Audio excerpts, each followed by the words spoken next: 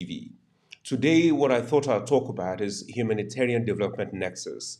What is it, and are there levels to Humanitarian Development Nexus?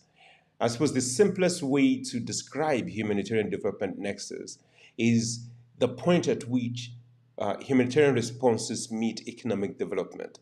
So short-term responses linking or linked to long-term economic development of a particular area of a particular group of participants. And this was triggered by a learning event I attended last week. The entire week, what came out very strongly was the need for humanitarian uh, response programs to begin to weave economic development and resilient building into their thinking. And the two programs that was showcased in that learning workshop showed how strongly how strongly this benefits our participants and how it leads to major economic growth. So, in my mind, I think there are three levels of humanitarian development nexus. There's the program level, there's the intervention level, and there's partnership level. Let me explain. So, at the program level, this is where a program is mandated. Take, for instance, an economic development program is mandated or has inside of its mandate critical uh, crisis modifier tools, or it's allowed to do humanitarian responses. So, by that, what will happen is that the economic development program should use some of the system that is building to build resilience in responding to whatever crisis it needs to respond to. So that's the first level. The second level is intervention level.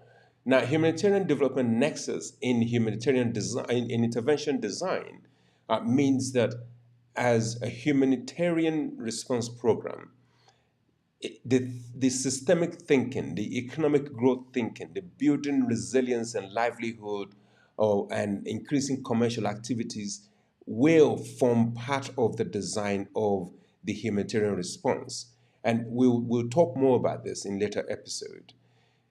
The, the last level, which is the partnership level. So this is where I think that it's important for donors, for instance, to design programs where you have an implementing organization focusing on humanitarian responses and another one focusing on economic development uh, uh, for the same area. But these two programs have to partner in design and implementation activities.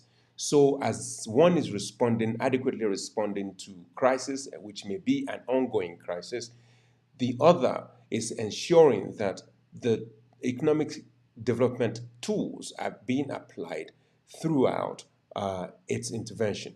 But these two programs are partnered with shared vision of how to transit people from being dependent on humanitarian responses to becoming independent. So, in my mind, it's a continuum that we should really now focus our mind to as economic development practitioners. It would be good to hear your view and comments on this. Please leave them in the section below. Thank you very much for watching. See you next time.